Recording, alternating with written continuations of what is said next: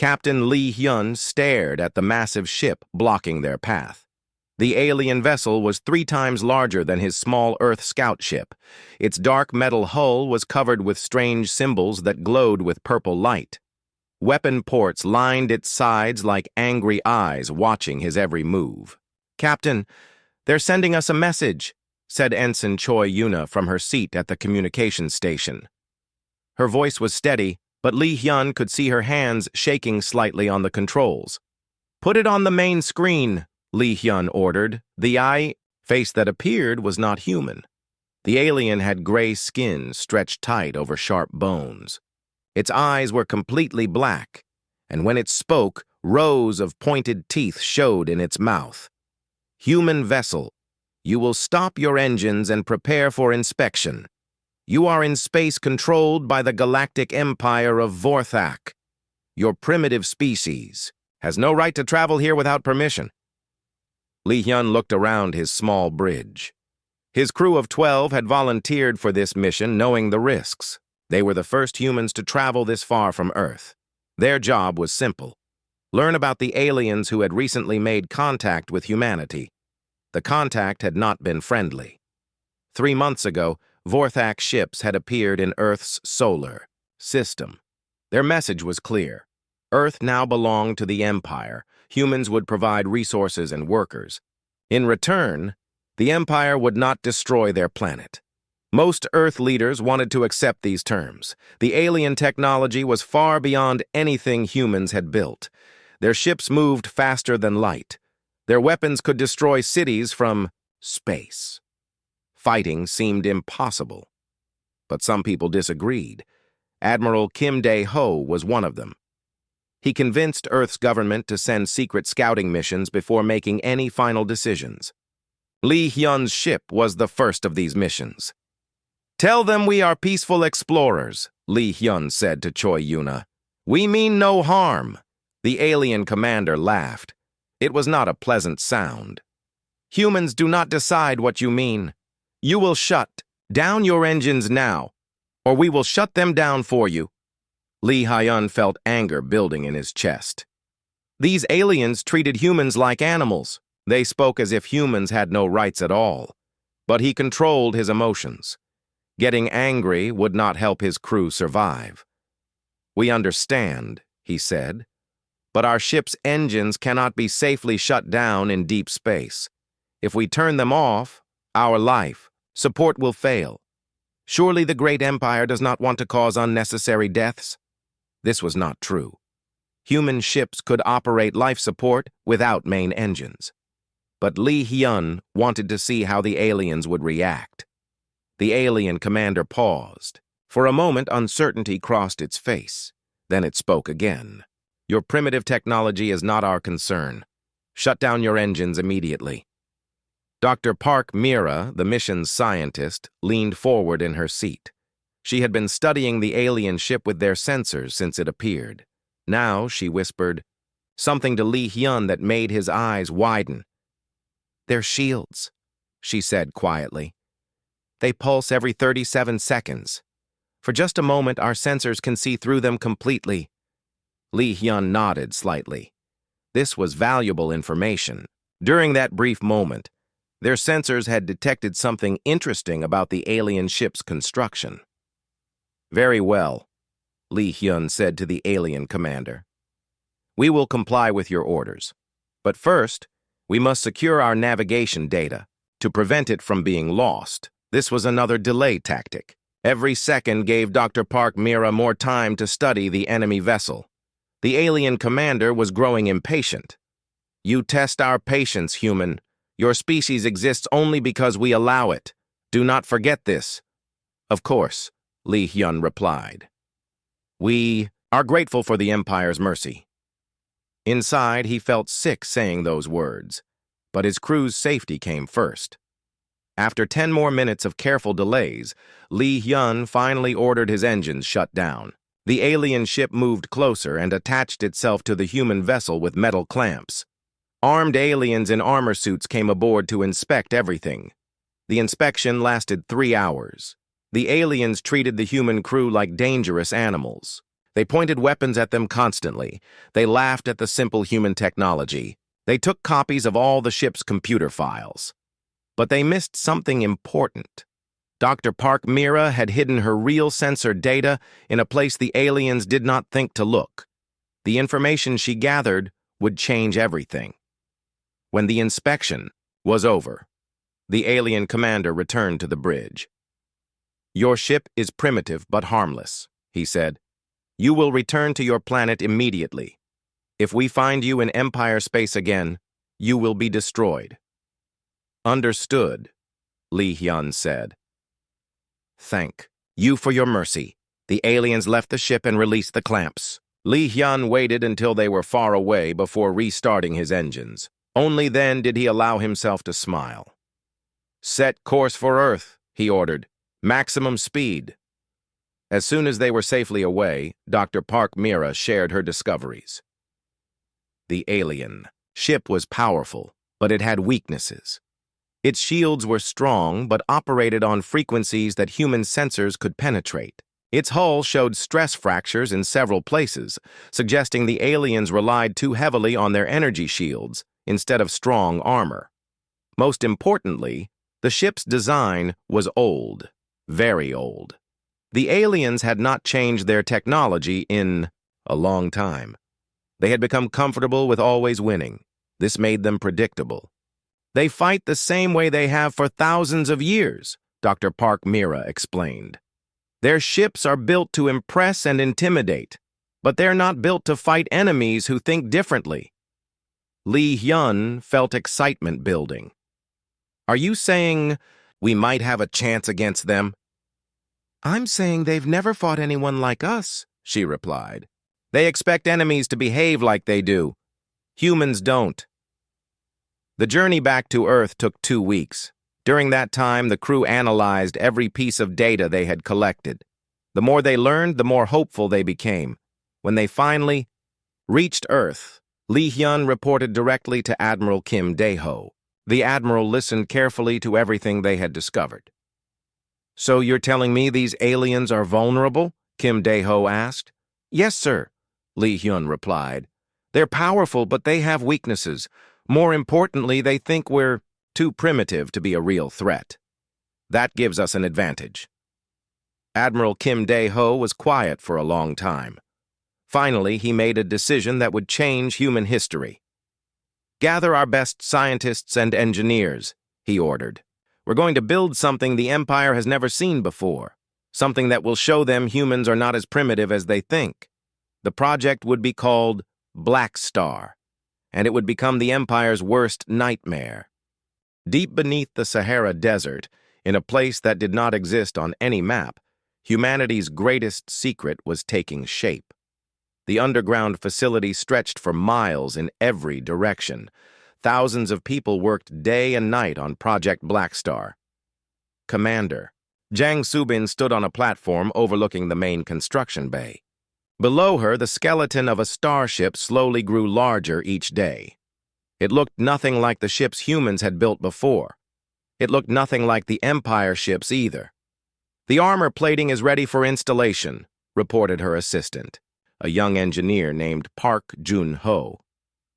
"The new alloy tests show it can absorb energy weapons much better than standard materials." Jang Subin nodded. She had spent years designing submarines for Earth's navies. Now she was building something far more complex, but the basic ideas were the same. Make it strong, make it quiet, and make it deadly.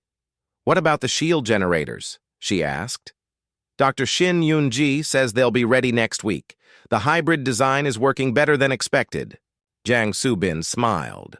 Dr. Shin Yoon-ji was a genius. She had taken Empire shield technology and combined it with human engineering. The result was something completely new. Empire ships used pure energy shields. They were powerful but predictable. Human ships had always relied on thick armor instead of shields. Dr. Shin's design used both. First, physical armor would absorb the initial impact. Then energy shields would handle what got through. If the shields failed, the armor would still protect the ship. But that was not the most important innovation. The real breakthrough was in how the ship would move and fight. Any word from Lieutenant Colonel Yoon Tae-woo? Jang Soo-bin asked. Park Jun-ho checked his tablet. He transmitted his latest report this morning. The intelligence is very useful. Lieutenant Colonel Yoon Tae-woo was currently somewhere in Empire space, disguised as a human trader. He and his team had been gathering information for months. What they learned was changing how Blackstar would be built. Empire ships were huge and impressive. They moved in straight lines and fought in predictable formations. Their weapons were powerful, but slow to turn. They relied on overwhelming firepower rather than clever tactics. This made sense for the Empire. For thousands of years, they had fought enemies who used similar tactics. Big ship beats smaller ship. More weapons beat fewer weapons. It was simple, and it worked. But humans had learned to fight differently. On Earth, wars were won by the smartest generals, not always the strongest armies. Human military history was full of small forces defeating larger ones through better tactics. "Show me the engine test results," Jang Soo-bin ordered. Park Jun-ho brought up a holographic display. Numbers and charts filled the air around them. The data was impressive. Dr. Shin Yoon-ji had created something the Empire had never seen: human quantum mechanics combined with Empire power technology. The result was a propulsion system that could make Blackstar faster and more maneuverable than any Empire vessel.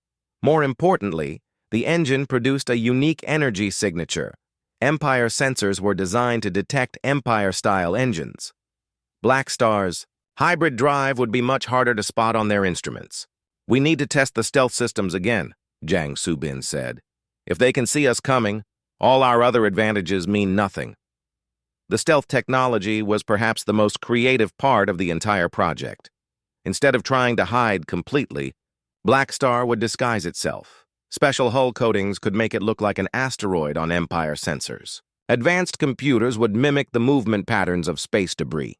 When Empire ships spotted Blackstar, they would see exactly what they expected to see: empty space with some floating rocks. "Commander Jang?" a voice called from below. She looked down to see Major Han Soo-young climbing the stairs to the platform. The former fighter pilot had been testing Blackstar's weapon systems. "How are the guns performing?" Jang Soo-bin asked. "Better than we hoped," Han Soo-young replied with a grin.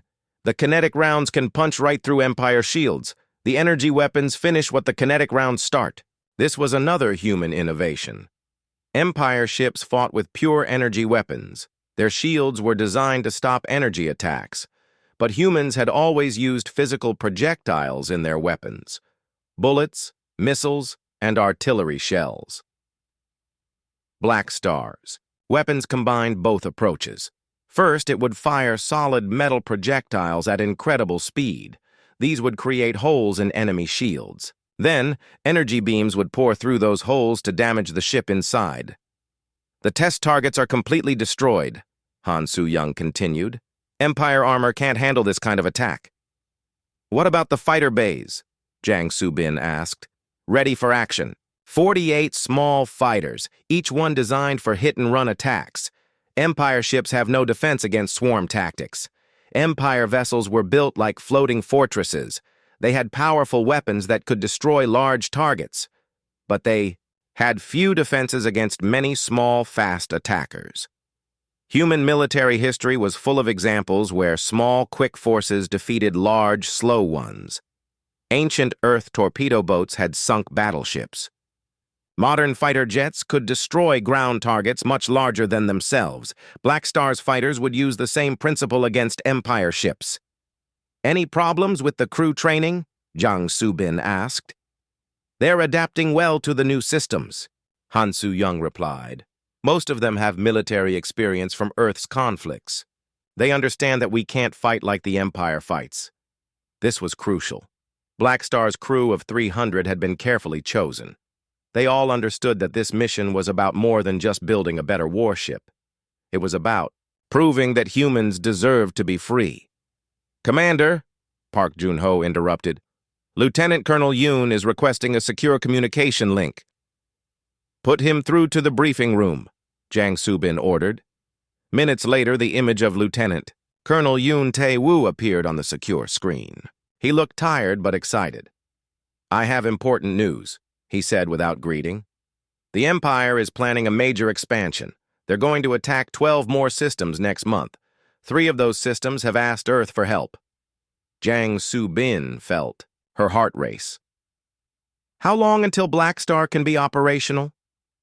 "Dr. Shin says the final systems will be online in 2 weeks, Park Jun-ho answered. "That's cutting it very close," Yoon said from the screen. "But there's more. I've located an Empire supply depot that would be perfect for our first target. It's lightly defended but strategically important. Send us the coordinates," Jang Soo-bin ordered. "We'll make sure Blackstar is ready." After the communication ended, Jang Soo-bin looked down at the ship taking shape below. In 2 weeks, it would carry the hopes of all humanity into battle against an enemy that had never lost a war. "Double all work shifts," she announced to her staff. "We have a deadline to meet." The next 2 weeks passed in a blur of constant activity. Systems were installed, tested, and retested. The crew practiced with their new equipment until they could operate it perfectly. Dr. Shin Yoon-ji worked 20-hour days making final adjustments to the engines. Finally, the day came for Blackstar's first mission. Captain Lee Hyun, promoted, after his successful scouting mission, would command the ship. As he walked aboard for the first time, he was amazed by what human ingenuity had created. Blackstar was beautiful in a deadly way. Its hull was dark as space itself. Its weapons were hidden until needed. Its engines hummed with quiet power. "All systems ready, Captain," reported the ship's executive officer. "Then let's show the Empire what humans can do," Lee Hyun replied, as Blackstar lifted off from its hidden base. Nobody knew that this moment would mark the beginning of the end for the Galactic Empire of Vorthak. The USS Blackstar moved through space like a shadow. Captain Lee Hyun watched the main display as they approached the Proxima Centauri system. Their target was ahead, an Empire supply depot that fed resources to 12 different sectors. Stealth. "Systems are working perfectly," reported Ensign Choi Yuna from her station. "Empire sensors show us as space debris." "Range to target?" Lee Hyun asked. 2 million kilometers and closing," answered Major Han Soo-young from the weapons station. "Enemy fleet consists of 6 ships, 1 heavy cruiser, 3 destroyers, and 2 supply vessels." Lee Hyun studied the tactical display. The Empire ships were arranged in a standard defensive formation. They faced outward from the depot, watching for threats coming from normal space lanes. They never expected an attack from the asteroid field. "Chief Nam Ki-jun, are the weapons ready?" Lee Hyun asked. "All systems charged and ready, Captain," replied the weapons specialist. "Kinetic rounds loaded. Energy banks at full power." Nam Ki-jun was an unusual choice for weapons officer. Before joining Blackstar's crew, he had worked in mining, designing explosives to break apart asteroids. His unconventional thinking had helped create new tactics for the ship's hybrid weapons. "Communications? Any response to our approach?" Lee Hyun asked. "Nothing, sir," Choi Yuna replied. "They still think we're floating rocks." This was the moment of truth. For months, humans had worked to build something the Empire had never faced. Now they would find out if their ideas would work in real combat. "All hands, this is the captain," Lee Hyun announced over the ship's communication system. "Today we fight not just for ourselves, but for every species the Empire has conquered. We fight for the right to be free. Battle stations." Throughout Blackstar, 300 crew members prepared for combat. They had trained for this moment, but training was different from real battle. Everyone knew that if they failed here, Earth would face the Empire's full wrath. "Empire ships are maintaining standard patrol patterns," Han Soo-young reported. "No sign they've detected us." Lee Hyun smiled grimly. Empire tactics had not changed in centuries. Their commanders followed the same procedures their ancestors had used against countless enemies. But those enemies had all fought in predictable ways. "Begin the attack," Li Hyun ordered. Blackstar's first target was the Empire heavy cruiser. It was the largest ship in the defensive fleet and commanded the others. Traditional Empire tactics would have demanded a frontal assault, ship against ship, with the strongest vessel winning. Humans had a different idea. "Fighter launch in 3, 2, 1. Launch!" Han Soo-young called out. 48 small fighters erupted from Blackstar's hidden bays. They moved fast and in all directions, like angry insects defending their nest. Each fighter was barely larger than an Empire shuttle, but they carried weapons designed to hurt much bigger targets. Captain Oh Jin-ho, commanding the Empire heavy cruiser, watched in confusion as his sensors detected the small craft. "What are those things?" he demanded. "Unknown design, sir," his tactical officer replied. "They're too small to be real warships." This was exactly what the humans had hoped for. Empire thinking could not accept that small ships might threaten large ones. Their weapons were designed to fight other cruisers and battleships, not swarms of tiny attackers. "Ignore the small craft," Oh Jin-ho ordered. "Find the real threat." But there was no single large threat to find. Human tactics spread the attack across multiple small units, each one independent but working together. While the Empire ships tried to understand what was happening, the fighters began their assault. The first fighter reached the heavy cruiser and fired its weapons. A stream of kinetic rounds struck the ship's shields. Each round was small, but they came fast and in large numbers. The shields, designed to stop massive energy blasts, struggled to handle thousands of tiny impacts. "Shields are fluctuating," the Empire tactical officer reported. "The impacts are too numerous to stop completely. Return fire," Oh Jin-ho ordered.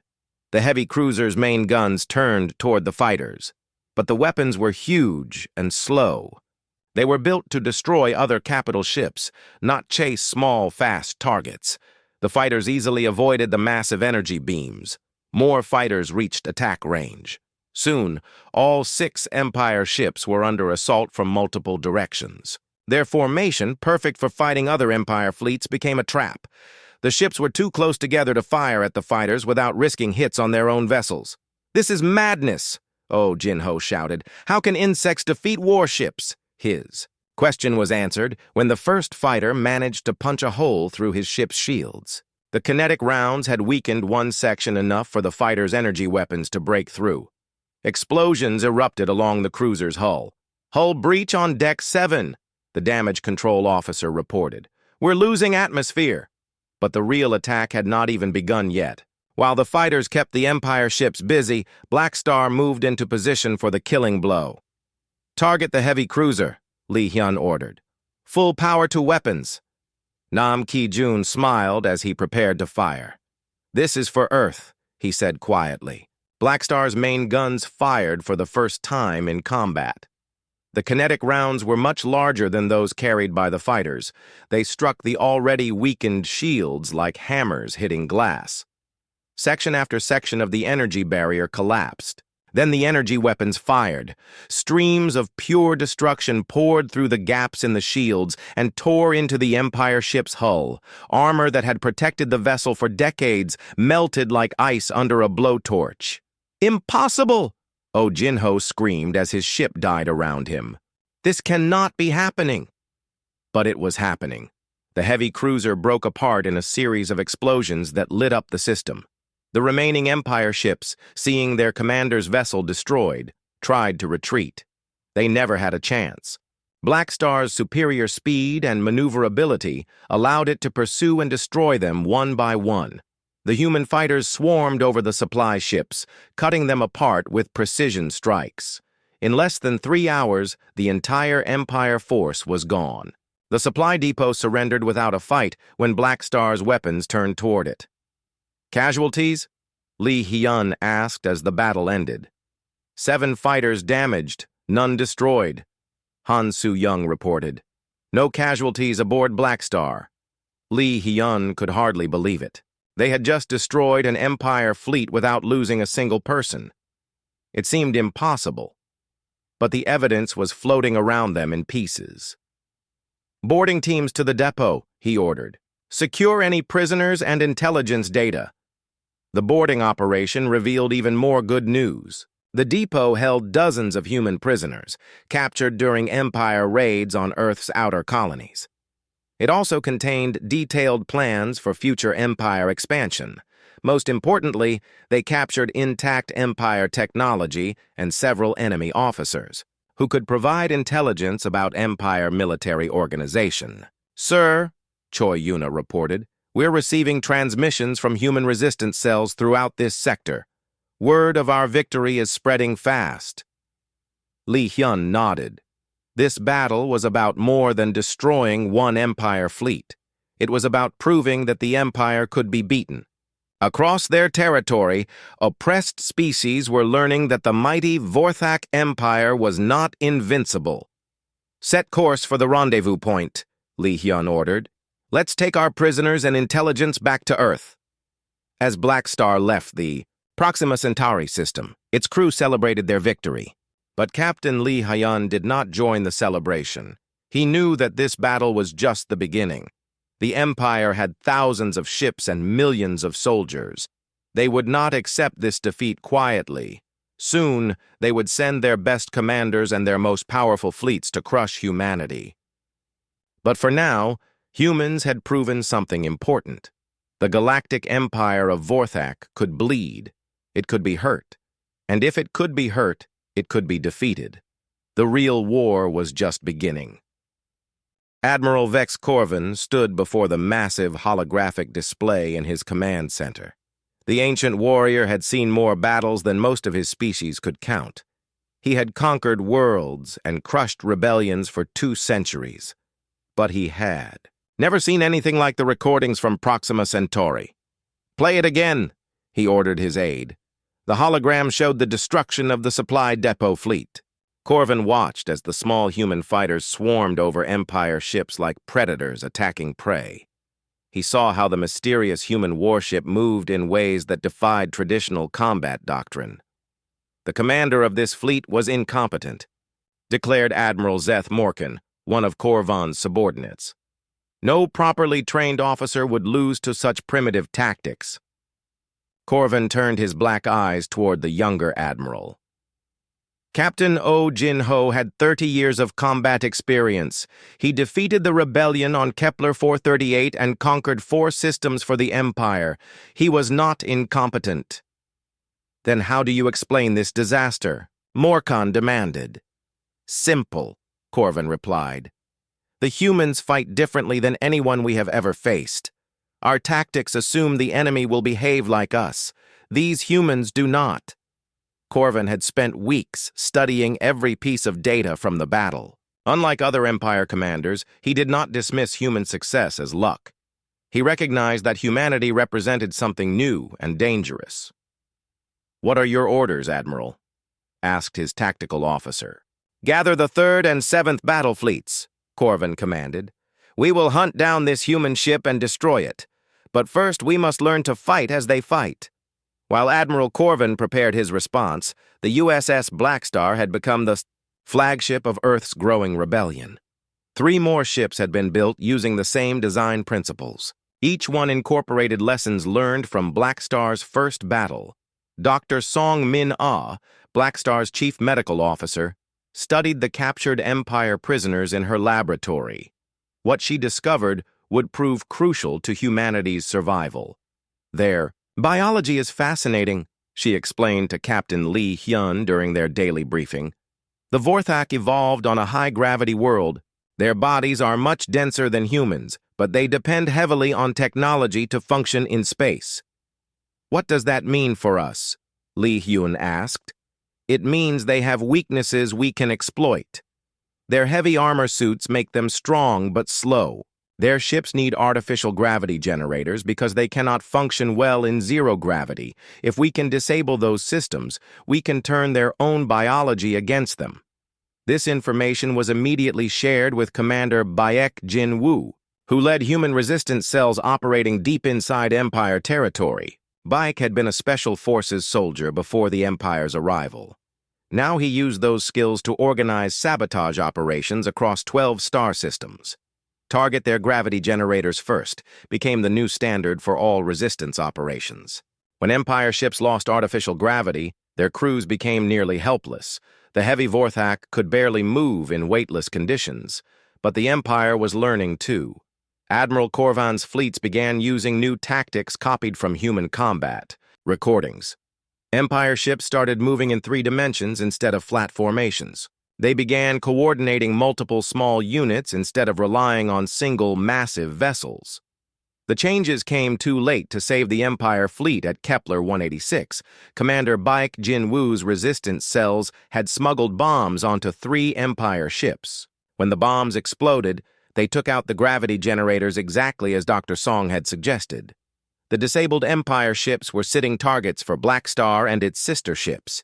The human fleet destroyed them easily, capturing another depot and freeing hundreds more prisoners. But Admiral Korvan was patient. He let the humans win several small victories while he prepared his trap.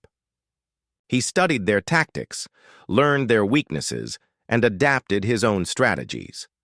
The trap was sprung near the ancient ruins of the Zeta Reticuli system. Intelligence reports suggested another major Empire supply base was hidden there. What the humans did not know was that Korvan had prepared an ambush. "Sir, we're detecting the target facility," reported Major Han Soo-young as Blackstar approached the system. "But something feels wrong."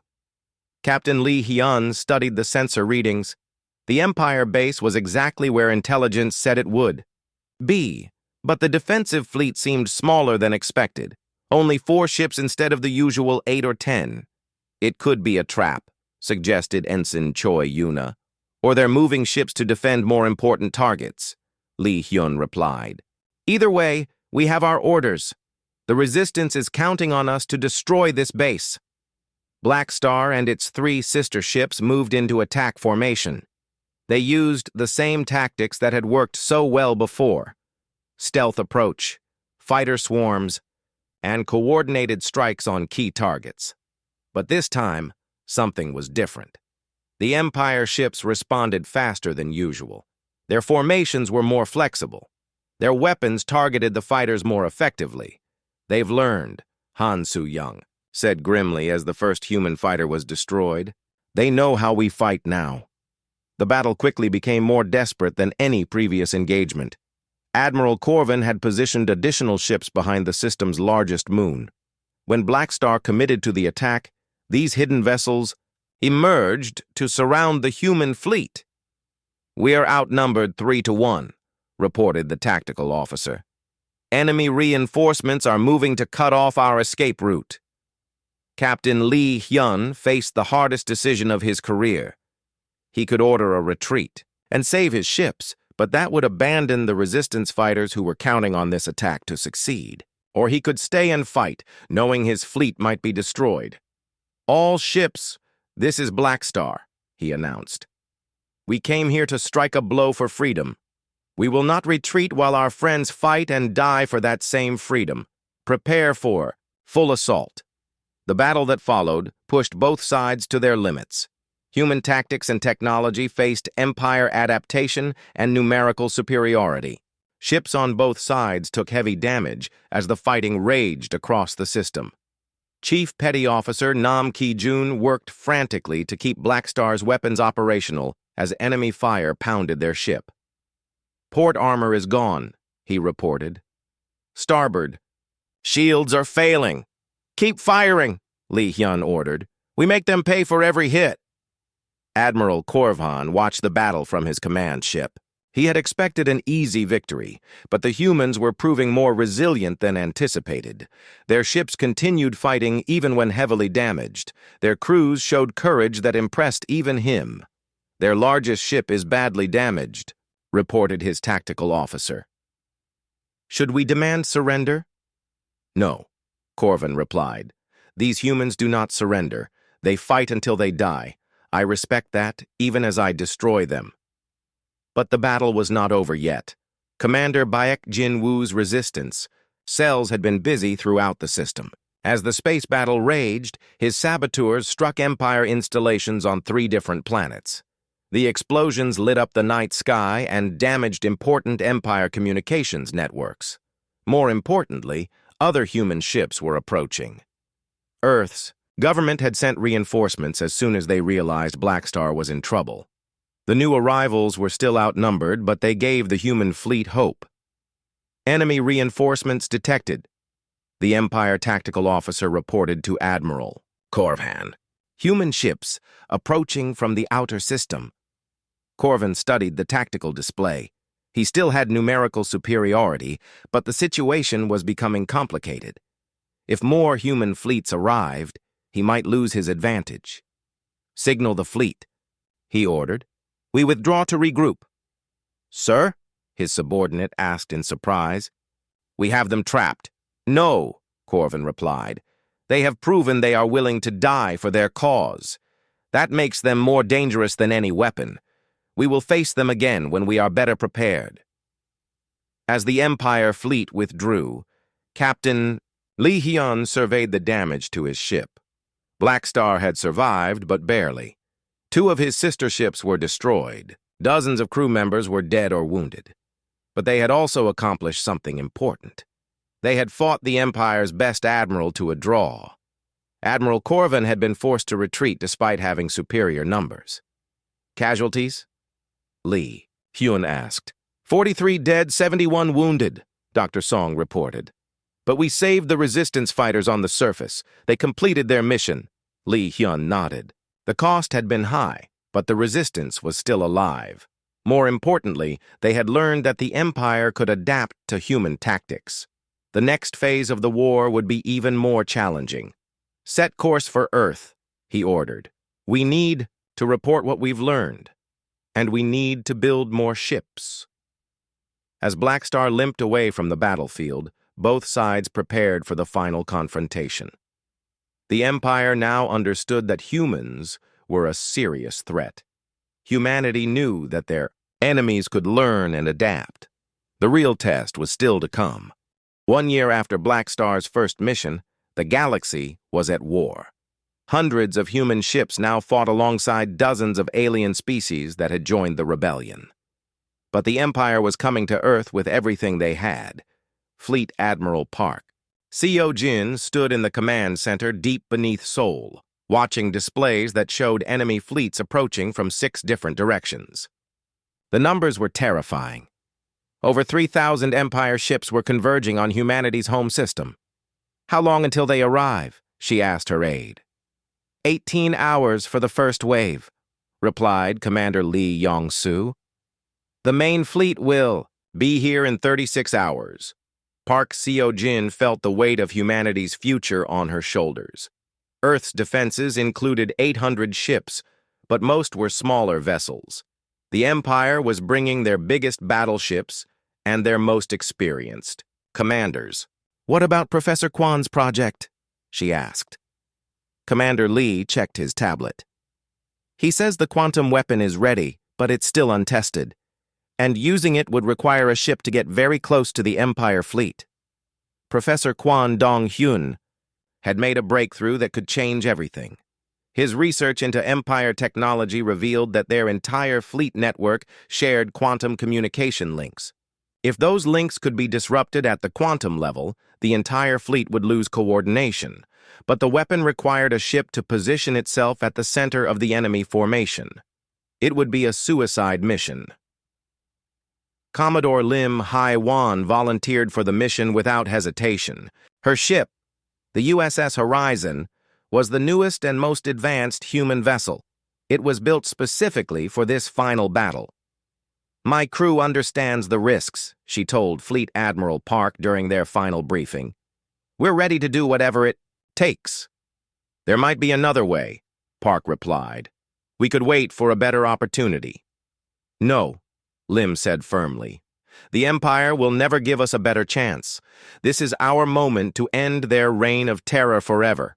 Meanwhile, Admiral Vex. Corvan commanded the Empire's massive assault fleet from his flagship, the Eternal Dominion. The ancient battleship was 5 kilometers long and carried enough weapons to destroy a planet. All fleets report ready for final assault, his tactical officer announced. The human homeworld is defenseless. Corvin studied the tactical displays, showing Earth's solar system. The human defenses looked pitiful compared to his mighty armada. But he had learned to respect human ingenuity. They would not give up easily. "Signal all commanders," he ordered. "Follow standard battle doctrine, but be prepared for unusual tactics. These humans always have surprises." The battle began when the first Empire ships entered Earth's outer system. Human defense stations opened fire immediately, their weapons designed specifically to counter Empire shield technology. But there were too many enemy ships to stop them all. "First line is breaking," reported the defense coordinator. "Enemy ships are through the outer perimeter." Fleet Admiral Park watched as red indicators appeared across her tactical display. The Empire fleet was advancing toward Earth like an unstoppable tide. "Order all ships to Phase 2 positions," she commanded. "It's time to show them what we've learned." The human fleet had been positioned in 3 defensive rings around Earth. Unlike traditional formations, these ships were spread across multiple orbital planes and hidden among the system's asteroids and moons. As the Empire fleet advanced, human ships emerged from hiding to attack their flanks and rear. Small, fast vessels darted between the massive Empire battleships like sharks attacking whales. Admiral Corvin watched in admiration as the humans executed their defensive plan. "Brilliant," he said quietly. "They have turned our own size against us." The Empire ships were so large that they could not coordinate effectively in the tight confines of Earth's solar system. Their powerful weapons were designed for long-range combat, but the humans forced them into close-quarters fighting. "Sir, we're taking heavy casualties," reported Corvin's aide. "The humans are using the asteroid belt to hide their attacks." "As expected," Corvin replied.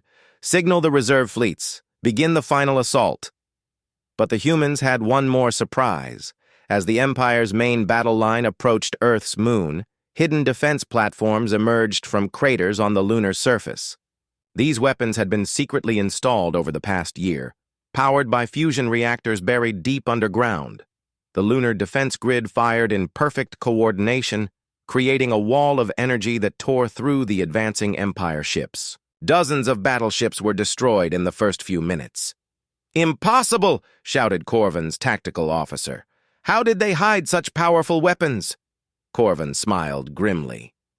"Because they think like engineers, not warriors. They build traps while we build armies." Despite the heavy losses, the Empire fleet continued advancing. There were simply too many ships for Earth's defenses to stop them all. Soon, Empire vessels would be in orbit around humanity's homeworld. That was when Commodore Lim Hai-wan made her move. The USS Horizon emerged from behind Earth's moon, accelerating directly toward the center of the Empire formation. "Horizon is beginning her attack run," reported the fleet coordinator. "All ships are to provide covering fire. Every human ship in the system opened fire on the Empire fleet, trying to clear a path for Horizon. The battle became a desperate race against time. Empire ships are targeting Horizon," the coordinator continued. "She's taking heavy fire." Commodore Lim felt her ship shake as Empire weapons struck the hull. Her bridge crew worked frantically to keep systems operational as they flew deeper into the enemy formation. "Quantum weapon charging," reported her weapons officer. 30 seconds to firing position." "All power to forward shields," Lim ordered. "We're almost there." Admiral Corvin realized what the humans were attempting. "That ship is targeting our command network," he told his officers. "All vessels concentrate fire on the human cruiser." Every Empire ship in range turned their weapons toward Horizon. The small human vessel was struck by enough firepower to destroy a city, but it continued. "Forward! Hull breaches on all decks," Horizon's damage control officer reported. "We're losing life support." 15 seconds, the weapons officer called out. Commodore Lim watched as her crew worked at their stations, even as the ship died around them. They all knew they would not survive, but they continued their mission anyway. Firing position achieved. the weapons officer announced. "Ready to fire." "For Earth," Lim said quietly. "For freedom, fire." Professor Quan's quantum weapon activated at the heart of the Empire fleet. The device sent cascading disruption waves through the quantum communication network that connected every Empire ship. The effect was immediate and devastating. Empire vessels lost contact with each other and with their command ships. Weapons. Systems failed as targeting computers stopped receiving data. Navigation systems shut down as ships could no longer coordinate their positions. The mighty Empire fleet became hundreds of individual ships, each one isolated and confused. Without coordination, their overwhelming numbers became a disadvantage as ships collided with each other in the chaos. "Fleet network is down," Admiral Corvin's communications officer reported. "We've lost contact with all other vessels." Corvin watched as his perfect battle plan collapsed. Without coordination, his ships were helpless against the organized human defense. "Signal surrender," he ordered quietly. "Sir," his aide asked in shock. "You heard me," Corvin replied. "Signal surrender. This battle is over." The USS Horizon was destroyed in the quantum cascade, but Commodore Lim's sacrifice had saved Earth and ended the Empire's reign of terror. Across the galaxy, oppressed species celebrated as news of the victory spread. Admiral Vex Corvin was brought aboard the USS Blackstar as a prisoner. Captain Lee Hyun, now promoted to admiral, met with the former Empire commander in private. "Your species fights with honor," Corvin said. "I have never faced enemies who would sacrifice themselves for strangers." "That's what freedom means," Lee replied. "It's worth dying for because it's also worth living for." Corvin was quiet for a long moment. Then he made an offer that surprised everyone. "The Empire is finished as a conquering force, but the galaxy still needs order. Perhaps it is time for a new kind of order, based on cooperation instead of domination." Over the following months, representatives from hundreds of species met to create the Galactic Confederation. Unlike the Empire, this new organization would be based on voluntary membership and mutual respect. The USS Blackstar became the flagship of the Confederation Defense Force, tasked with protecting the freedom that so many had died to achieve. Captain Lee Hyun, now Fleet Admiral, commanded ships crewed by dozens of different species working together. Dr. Park Mira, the scientist who had first discovered Empire weaknesses, became the Confederation's Minister of Science. Her research helped former Empire species adapt their technology for peaceful purposes. Admiral Vex Corvin, granted amnesty in exchange for his cooperation, served as an advisor to the new government. His knowledge of Empire territory and politics helped smooth the transition to freedom for billions of beings. But the greatest monument to human achievement was not any ship or building. It was the simple idea that had started the rebellion, that every intelligent species deserved the right to choose its own destiny.